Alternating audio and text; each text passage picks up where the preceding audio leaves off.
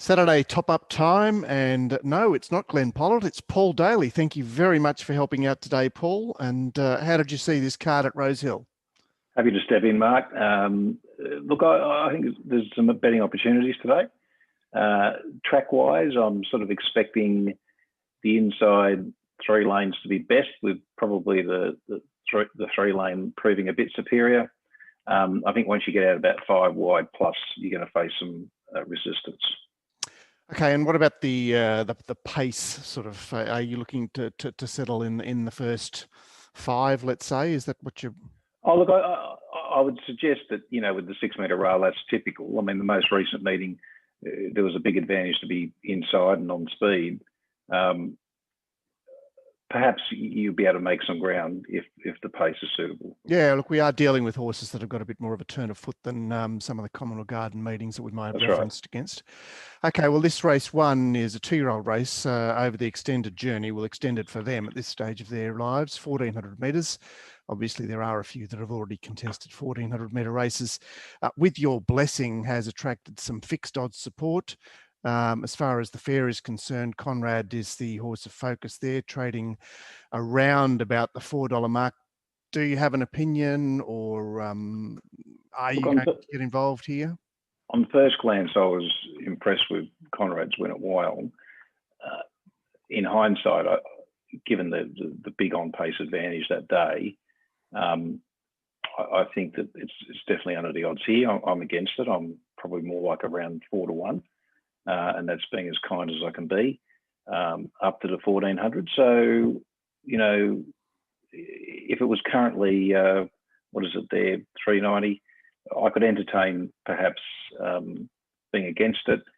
And with Your Blessing, look, I suppose the only question is the last bit here over to 1,400.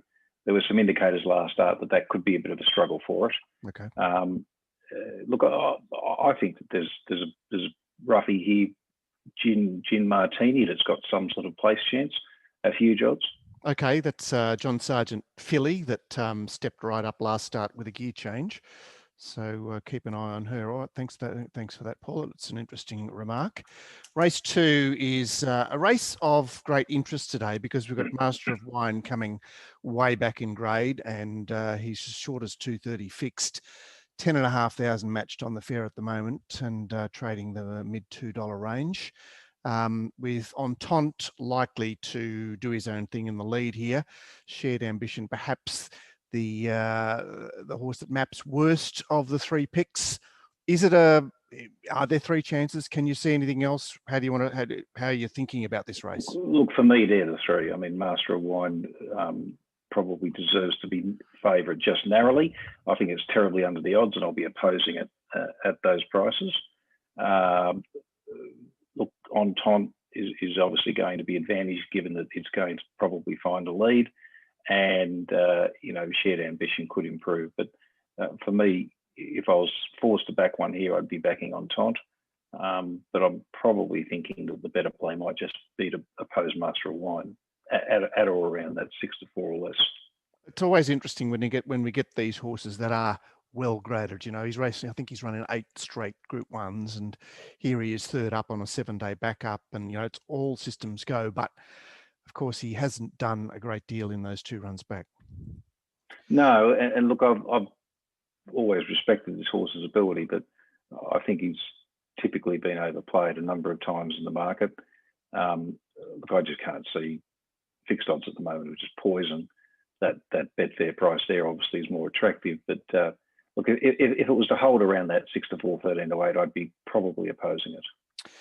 Right, race 3 is another 2,000 metre race. It's the Tulloch Stakes. It's become a traditional Derby lead up. Cherry Tortoni, who didn't impress last time he was in Sydney, but he is a fixed odds firm along with the likely lead at Yaletown.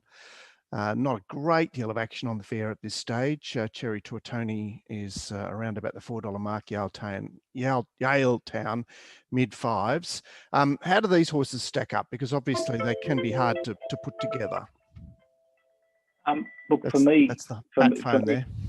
Yeah, no, it was just my computer telling me something.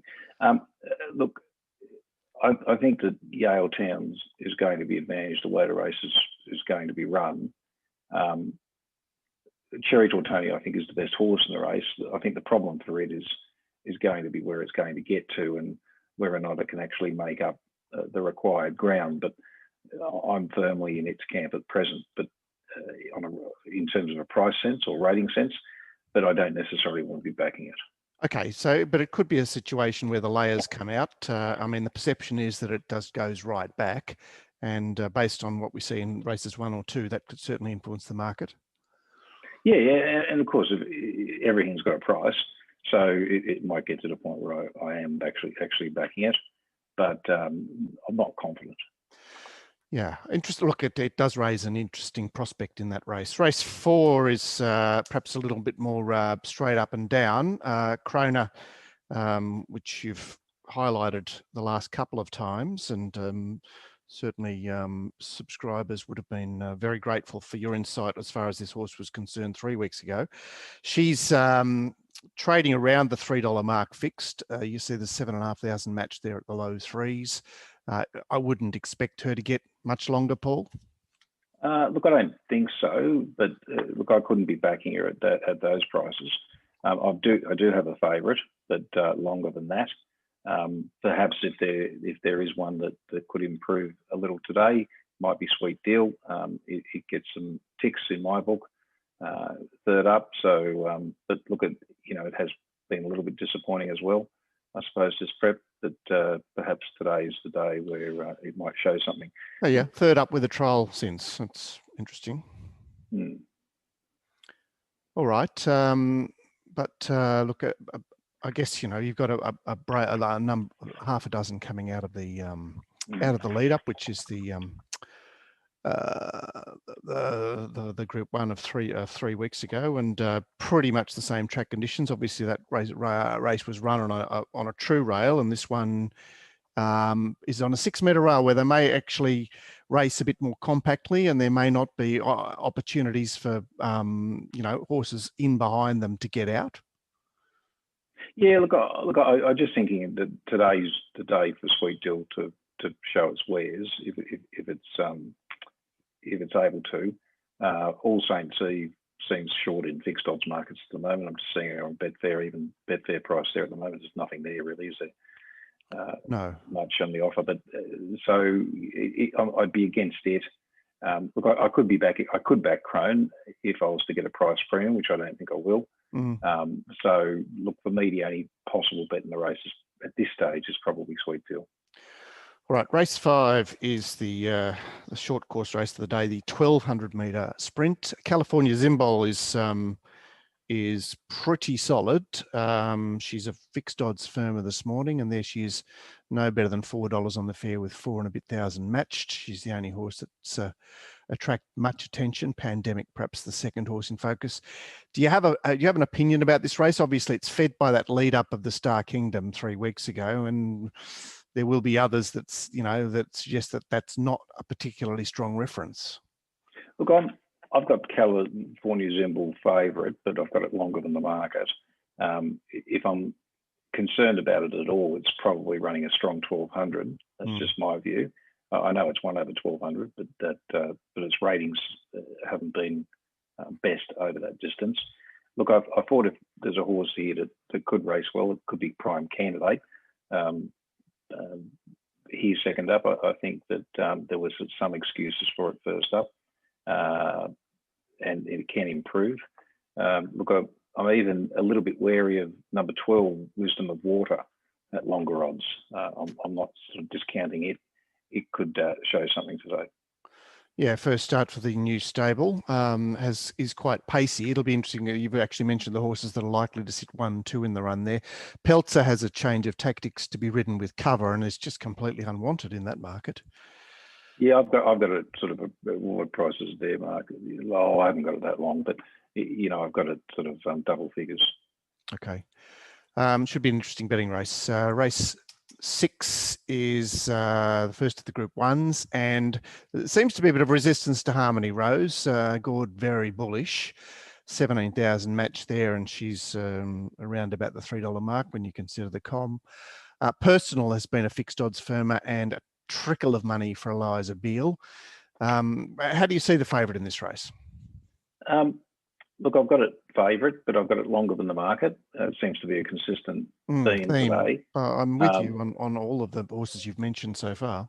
Look, I'm not saying it can't win or anything. I think it's got a decent chance, but I think it should be longer.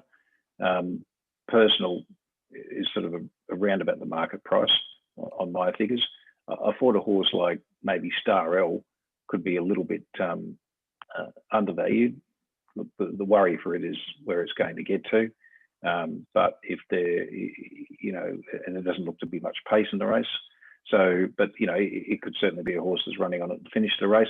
And Force of Will, the horse from New Zealand, I'm a little bit interested in keeping an eye on it. Yes, likewise. So, look, I understand the attraction of the favourite. She's got a Group 1 lead up.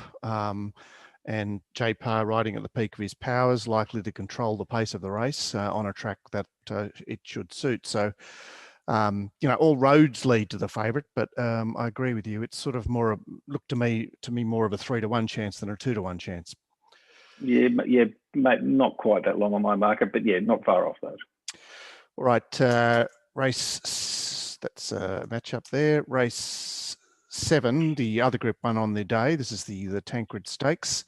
I mentioned on the preview show yesterday that Melody Bell has won more Group 1s than Sunline, but she's yet to run a place in 6 starts in Sydney, and somewhat unwanted in this market, given that she's having her first try at 2400 and the injury scare of tying up and the subsequent vet's examination.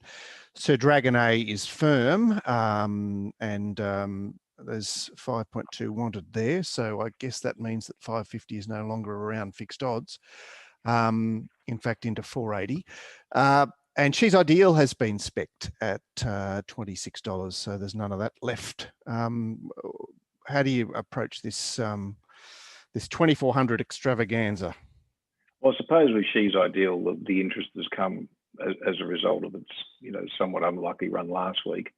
So Dragonet is my favourite in this market. I'm not particularly keen where it's going to get to. And look, I have been kind to it to get it to that point. I think Melody Bell is, as you say, it's got a few holes in it, but it's definitely some sort of winning chance in this race. Perhaps I'm double figures Spirit Edge. Look, there's nothing here that I'm really keen to back. I think it'll be a race that I won't be betting in. All right, but it's perhaps one of those typical price assessors races, the old-fashioned races, where you sort of, you're taking 25 to 1 about a horse you've marked 16 to 1, not really necessarily recommending it to anybody, but it's that style of race where there are pros and cons of most of the runners. I mean, could it be argued that Sir Dragonet actually will want a softer track? Now, the track was just dead last week, but is he a horse that is perhaps better on soft than firm? It's one that Cox played on a slow track on my figures. So you could be right there. Look, if there was one at bigger odds that I could possibly entertain, as you say, on a price basis, it might be Chapada at long odds. Okay, that is my best roughie of the day. All right, race 8 is the penultimate, obviously. This is the Doncaster Prelude, and Rock and Yao Dash monopolising the front of the betting. 3,500 match there on Rock and 2.5 on Yao Dash. There is money for Subadar, which has got a wild form line, a Flemington straight win and a strange little race at Kembla on Keith Nolan Classic Day. Yeah, I suppose there's some interest there on the fair. How do you line these up, Paul? Look, I've got Yao Dash favourite. I don't necessarily think it's an ideal choice to have Craig Williams riding today. Look, it drops a lot in weight, and obviously that brings it right into this race. And it was a good win last start, but it is having its 8th run this preparation. I thought the stablemate Dawn Passage could improve and was worth specking at long odds today on the 7-day backup. I think that its peak performance on my figures third up a couple of preparations ago at Rosehill. It could be the big improver, and certainly what price is there around $18. That seems overs to me. Rock, I'm not potting the horse, but I am potting the price. I think it's significantly under the odds. And Subadar, the one that we mentioned, is definitely some sort of chance in the race, but for me, I couldn't possibly get it as short as the current market. So look, I think I'd be backing Dawn Passage and Yao Dash in this race. Yes, that's an interesting assertion. I likewise have found Yao Dash and Dawn Passage. Dawn Passage fits the bill of having shown speed last start in a higher grade, which is noteworthy early on in its preparation to be backing up 7 days later in a minor race. So it would, whilst he was nowhere near them at the finish the other day, that's certainly a hit out that bears merit in this race. All right, we come to the nightcap and 1400 metre race, benchmark race. Star Spangled Rodeo and Great News are at the head of the betting there. Great News, the firmer, $6 into low fours fixed. Nothing much happening on the fair at this stage. I suppose we'll know a lot more come this race about what style of horse we're looking for, because of course last week Seasons was nominated as the horse that was going to get the right run and halved her price. What have you got for us here? Look, I'm probably in the Great News corner at this stage. Look, I think Star Spangled Radio, who I was on also last start with Yao Dash, I think that it's probably a bit under the odds here. I'm a bit wary of Sea Glass and be interested to see what the betting does on it, and we'll react accordingly. And a horse I don't think is ready, but could feature on its first up form is My Gold Bracelet, but it's probably unlikely. But for me, look, I think at this stage, Great News would be my choice. And there is a sneaky amount of interest on the import Zarek, who looks to be a horse that would require a fair bit longer, but it's first up for the Hawks in a race that I mentioned yesterday on the preview. There's not a lot of last start city stuff here. It's even Star Spangled Rodeo has gone off to Musselbrook in the meantime. So yes. It is a race of queries and ponderables, and hopefully we can make something of it come race time. All right, Paul, that's great assistance, just running through the card at the last minute there for us. We'll see you, of course, back on Monday to pull it all apart at the back end, and that'll be interesting too, because we'll have seen the end of Rosehill and going into Randwick, which is probably likely to be wet after next week. So that could be an interesting exercise in working out how to handle the Rosehill form into Randwick, which, as it turns out, despite the deluge of 2 weeks ago, most of the 3 meetings at Rosehill will be dry track form. Anyway, yes. We'll talk all about that on Monday. Thanks again for coming on. Right. And as I say, it's most generous of you, and see you for the Ranters on Monday. Good luck today, Punters. Thank you.